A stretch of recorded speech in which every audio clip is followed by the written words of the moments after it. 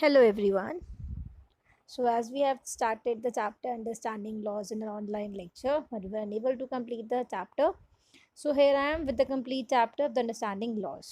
So अगर हम लोग बात करें लॉज के बारे में तो आप लोगों ने बहुत से लॉज का सुना भी होगा. फॉर एग्जांपल एक मैरिज की एज के लिए है ना, कि किस एज पे कोई पर्सन वोट दे सकता है. बाइंग एंड सेलिंग प्रॉपर्टीज़ का हर किसी के अलग अलग लॉज है. आपने बहुत सारे लॉज के बारे में अपने डे टू डे ज़िंदगी में सुना होगा, राइट. नाउ हम सबको पता है, हम लोग जैसे प्रीवियस चैप्टर में पढ़ चुके हैं, जो हमारा पार्लियामेंट है हम पढ़ चुके हैं about Lok Sabha Rajya Sabha in detail. Then he that parliament is in the charge of making laws. लेकिन आप हम इस चैप्टर में ये पढ़ेंगे कि क्या जो ये लॉज हैं दे अप्लाई एवरीवन इक्वली. क्या वो सब पे इक्वली अप्लाई होते हैं? Do they apply equally to everyone? या फिर जो नए लॉज हैं वो कैसे बनते हैं? क्या ये लॉज पॉपुलर, अनपॉपुलर या कंट्रोवर्शियल हो सकते हैं? और क्यों हर सिटीज़न को इस लॉ को फॉलो करना चाहिए, या हम लोगों को क्या करना चाहिए किस उस सिचुएशन में अगर हम उस लॉ को ना समझें या हम उसके साथ ना जाएं. So all these things we will be discussing in this chapter. But before, let me tell you something. One question is for you all. Like my first question is, do laws apply to all? एक तुमसे simple सा question है. एक government official ने help करा अपने son को into hiding because his son has been given 10 years jail statement by district court for a crime that he has committed. So do you think that the government official action were right? Should his son be exempt from the law just because his father is economically and politically powerful? हम तो बात कर रहे हैं कि rule सबके लिए बराबर होना चाहिए. तो जो इसने जो क्रिमिनल केस को हाइड करा है, तो क्या ये एक वायलेशन ऑफ लॉ नहीं है? क्या इनको वहाँ पे जाके पनिशमेंट नहीं मिलना चाहिए, राइट? और there should be no arbitrary exercise. Arbitrary का मतलब क्या होता है कि अपने इच्छा से, भाई वो गवर्नमेंट का बेटा है तो उसने अपनी पावर को यूज़ करके अपने बेटे को बचा लिया. कोई गरीब है तो उसको पकड़ के जेल में डाल दिया. मतलब अपनी साइज लॉज में नहीं होता कि आप अपनी इच्छा से आप कुछ भी कर सकते हो. आज हम लोग हर जगह पढ़ते हैं laws are equally applied to everyone, either it's a president और द फार्मर्स. यही पढ़ता है अपनी बुक्स में, बट क्या एक्चुअली में ये चीज़ फॉलो अप होता है? That's my question, right. देखो यहाँ पे लिखा है all people are equal before law. पता है भाई, यही पढ़ते आ रहे हैं हम. Law can not discriminate based on gender, caste and religion. ये लिखा हुआ है हमारे कॉन्स्टिट्यूशन में, सब कुछ मेंशन्ड है कि हर कोई इस लॉ के आगे बराबर होगा. कोई कास्ट, रिलीजन, रीजन कुछ नहीं देखा जाएगा, जेंडर वगैरह. No one is above the law. चाहे वो प्रेसिडेंट है या वो नॉर्मल एक आम इंसान है, हर कोई हर किसी ये जो होता है लॉ के आगे बराबर होते हैं. No one can be above the law, neither the government official nor the wealthy person nor even the president. कोई भी इसके ऊपर नहीं है. तो फिर क्यों आज भी अगर तुम लोग देखो तो कहीं ना कहीं कोई ना कोई केस सामने आ ही जाता है. हमने बहुत सारी मूवीज़ वगैरह में भी देखा, वो तो चलो इमेजिनरी भी हो सकती है, बट कहीं ना कहीं हम लोग देखते हैं जो रियल सिनारियोज भी होते हैं, कहीं ना कहीं बात को दबाई जाती है अगर वो उसमें आता है. But still what we know that कि all the laws are equal for everyone.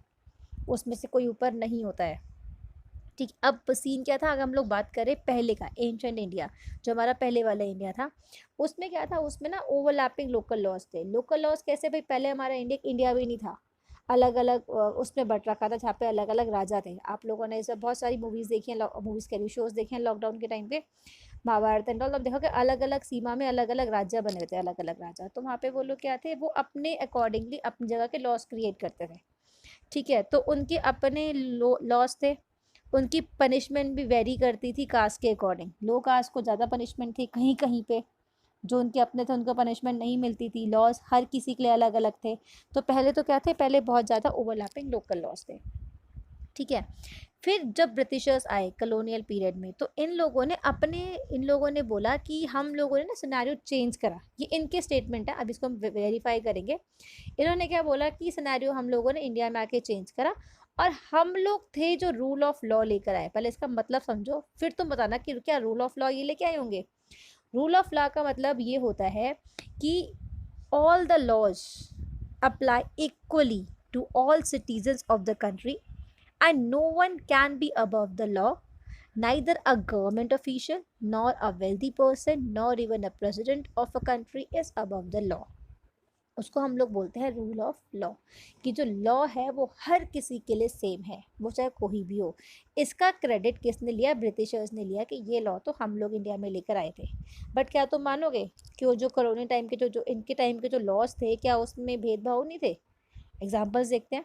कैसे एग्जाम्पल देखो, आर्बिट्री लॉ का पहला एग्जाम्पल देखो, सेडिएशन एक्ट लॉ, सेडिएशन एक्ट ऑफ 1870। इस लॉ में ये था कि अगर कोई भी पर्सन प्रोटेस्ट करता है, क्रिटिसाइज करता है ब्रिटिश गवर्नमेंट को, तो उसको अरेस्ट कर लिया जाएगा बिना किसी ट्रायल के। तो यहाँ पे कहाँ इक्वालिटी मिली? मतलब हमारे को राइट ही नहीं है कि हम अपने अपने व्यूज़ रख सकें या हम लोग गवर्नमेंट के खिलाफ कुछ बोल सकें। अगर हमारे पास राइट ही नहीं है तो फिर यहाँ से इक्वालिटी कहाँ से आ गई? लॉज इक्वल कहाँ से हो गए इन सब के लिए? ठीक है, पहला पॉइंट तो ये था, सेडिएशन एक्ट जो था। फिर दूसरा, अगर तुम लोगों को ध्यान हो, रॉलेट एक्ट, जो जलियांवाला बाग इंसिडेंट भी हुआ था, ध्यान है तुम्हें? मतलब बिना किसी जांच पड़ताल के, बिना किसी पुख्ता सबूत के उन्होंने जाके जलियांवाला बाग का डोर में तोप लगा दी और फायरिंग शुरू कर दी। जस्ट, और वो लोग वहाँ पे बैठ के सिर्फ नॉर्मल डिस्कशन डिस्कशन चल रहा था, और इसके दौरान ही इन्होंने इम्प्रिजनमेंट किया था कि इसको, डॉक्टर सत्यपाल और डॉक्टर सैफुद्दीन किच्चू, जिसके बाद सारा ये हुआ था। ये लोग बैसाखी वाला दिन था, मैं पूरी स्टोरी मैंने ऑनलाइन क्लास में बताई भी थी। And they were only discussing, और बातें कर रहे थे, बच्चे खेल रहे थे, गाने वगैरह चल रहे थे, और किसी ने उनको बस बोल दिया कि वो लोग तो आपके खिलाफ साजिश कर रहे हैं, प्लानिंग कर रहे हैं, और बिना कुछ सोचे जनरल डायर ने वहाँ पे क्या स्टार्ट कर दी थी? फायरिंग स्टार्ट कर दी थी। तो क्या इसमें रूल ऑफ लॉ कहीं पे था? जो ये कॉलोनियल ब्रिटिशर्स बोलते हैं कि ये इसके रूल ऑफ लॉ के पीछे हमारा हाथ है, हम लेकर आए थे सिविलाइज करने के लिए, तो कहाँ था आपका रूल ऑफ लॉ? हमें तो बहुत सारे कॉलोनियल पीरियड के लॉज देखे, हमें तो कहीं नहीं दिखा उसमें रूल ऑफ लॉ। तो इसके पीछे जो मेन आता है वो ये आता है, जो इंडियन नेशनलिस्ट थे, इन लोगों ने प्रोटेस्ट किया था, क्रिटिसाइज किया था और इक्वालिटी के लिए फाइट किया था। उस टाइम पे बहुत सारे हमारे इंडियन लीडर्स आगे बढ़कर आए थे, ठीक है, जिन लोगों ने इसके लिए फाइट किया था और इक्वालिटी के लिए मूवमेंट वगैरह स्टार्ट किए गए थे, ठीक है। In the end of 19th century Indian legal profession in the courts and Indian जजेस वर सीन, बाद में आना शुरू हुए थे। और जब हमारे इंडिया का कॉन्स्टिट्यूशन पास हुआ था, ठीक है, and after the constitution new laws were pass and the existing ones are revised. अच्छा, कॉन्स्टिट्यूशन में आपको पता है जो हमारा संविधान है, written document of all the laws and regulation of the country, उसमें क्या है, हर चीज़ लिखी है। इसका सब आपको डिटेल में बताती हूँ। उसमें हर चीज़ कैसे लिखी है, कि अगर आपने कोई एक लॉ उसमें इंट्रोड्यूस करा, ठीक है, लॉ को इंट्रोड्यूस कैसे करना है उसका पूरा प्रोसीजर उसमें बता रखा है, ठीक है। कैसे उसकी फर्स्ट रीडिंग की जाएगी लोकसभा में, कैसे लोकसभा से वो बिल पास आउट होगा राज्यसभा में, कैसे राज्यसभा से अगर वो चाहे तो वापस वो दे सकते हैं कुछ करेक्शन के लिए, बट उनको अल्टीमेटली पास करना ही होता है। कैसे वो प्रेसिडेंट साइन करेंगे, कितना टाइम पीरियड है, everything is clearly defined in the constitution, कि लॉ को बनना कैसे है। इसका आई थिंक आपका नेक्स्ट चैप्टर में डिटेल में है, first reading, second reading, third reading, ठीक है, कंप्लीटली मैं आपको अभी इस चैप्टर में चाहे मैं क्लियर भी कर दूंगी, नेक्स्ट में हम दोबारा से पढ़ लेंगे।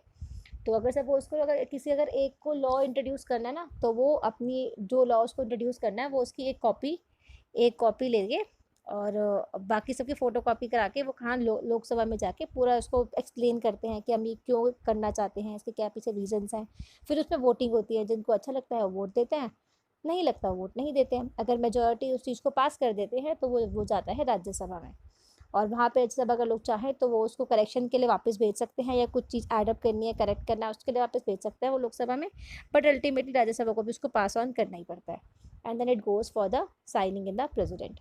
तो ये प्रोसीजर भी कहाँ पे मेंशन है हमारे पास, कॉन्स्टिट्यूशन मेंशन है प्रॉपरली कैसे पास करना है, ठीक है। इसके बाद क्या होता है, न्यूज़ लॉज पास कर दिए, एग्जिस्टिंग वन को रिवाइज कैसे करना है।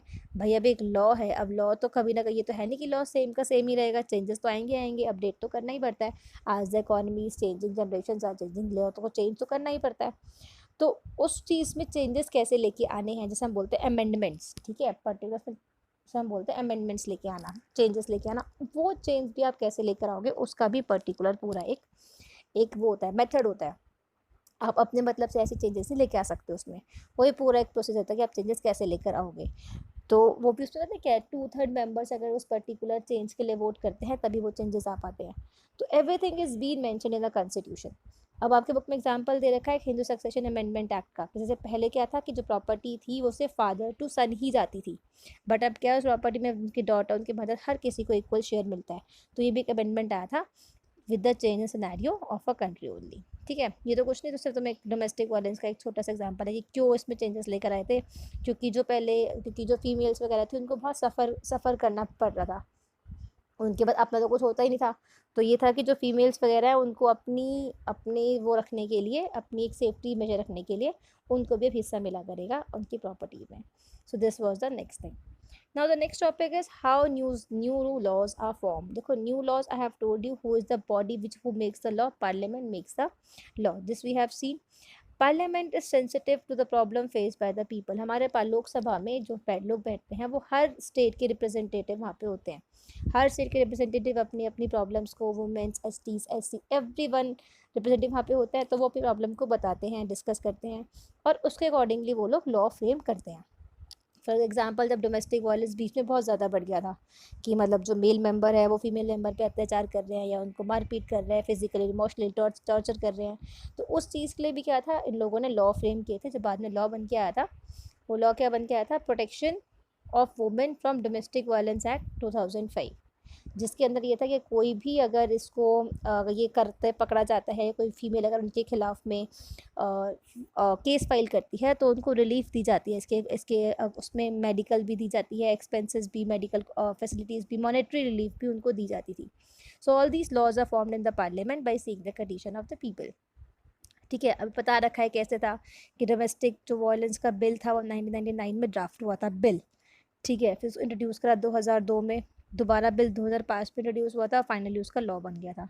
तो प्रोसेस है, ये पूरा चलता है कैसे करके एक बन जाता है। अभी आपने एक लाइव देखा है CAA एक्ट, कैसे एक बिल इंट्रोड्यूस हुआ पार्लियामेंट में, कैसे लोगों ने वोट दिया, कैसे वो जाके एक्ट बना, कैसे वो उसके प्रोसेसिंग में है। सो ये ऐसी तरीका होता है how the laws are informed. ठीक है, ये डोमेस्टिक वायलेंस का ही है पूरा कि कैसे मतलब उनको बचाने के लिए, उनको मॉनेटरी रिलीफ वगैरह के लिए ये सब काम किया गया था। ठीक है, अब क्या होता है कि आपको from need of law to being passed, voice of citizen is important, conveyed by TV, editorial, newspaper, broadcast and local meeting. एक लॉ को पास करने के लिए और ये लॉ को कोई भी बनाने के लिए जो पीपल्स हमारा होता है, आपने देखा जब CAA पास हो तो कुछ लोगों ने बहुत उसका साथ दिया, कुछ लोगों ने अपोज करा, तो इन सब के व्यूज़ भी देखे जाते हैं for the way of TV, newspaper, इन सब के थ्रू। ठीक है, next one, now the last one. Yes, so next is unpopular and controversial law. Unpopular laws क्या होते हैं, ये वो वाले लॉज होते हैं जो कॉन्स्टिट्यूशनली वैलिड होते हैं, लीगल भी होते हैं, right, they are constitutionally valid, they are legal, but they became unpopular, क्योंकि कहीं ना पीपल्स को ये लगता है कि जो उसके पीछे की इंटेंशन है, जिस चक्कर में ये लॉ बनाया गया है, दैट्स क्वाइट अनफेयर और हार्मफुल। ठीक है ना, और पीपल क्या स्टार्ट करते हैं, उसको क्रिटिसाइज करना स्टार्ट कर देते हैं, मीटिंग्स वगैरह हेल्ड करते हैं, आर्टिकल्स लिखना शुरू करते हैं, इसके बारे में अपनी अनविलिंगनेस एक्सप्रेस करते हैं, मास मूवमेंट शुरू कर देते हैं।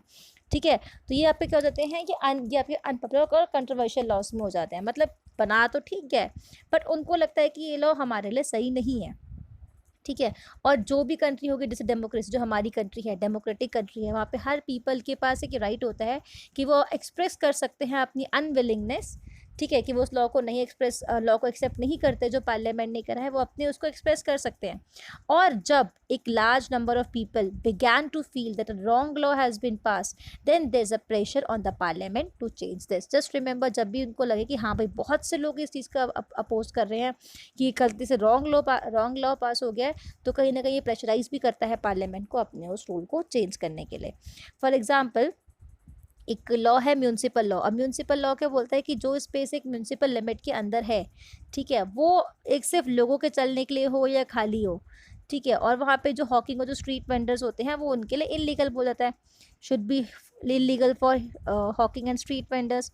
भाई जो ओपन स्पेस है गुड फॉर पीपल, लेकिन जो हॉकर्स हैं वो अपनी सर्विसेज अगर वहाँ पे नहीं लगाएंगे तो अपना जो रोज का उनका गुजारा है, जो वो कहाँ से कमाएंगे, राइट, तो उनको वहाँ पे आना ही पड़ता है। तो जो हॉकर्स हैं, वेंडर्स हैं, और फिर लोग ये भी बोलते हैं कि जो हॉकर्स और वेंडर्स हैं वो उनको एसेंशियल सर्विस प्रोवाइड करते हैं अपने डोर स्टेप में, और बहुत से लोगों को ऐसा घर भी चलता है। तो कहीं ना कंट्रोवर्सीज आ जाती हैं कि जो ये लॉज अगर बने हैं तो हमारे लिए सही नहीं है, तो हमें क्या करना चाहिए।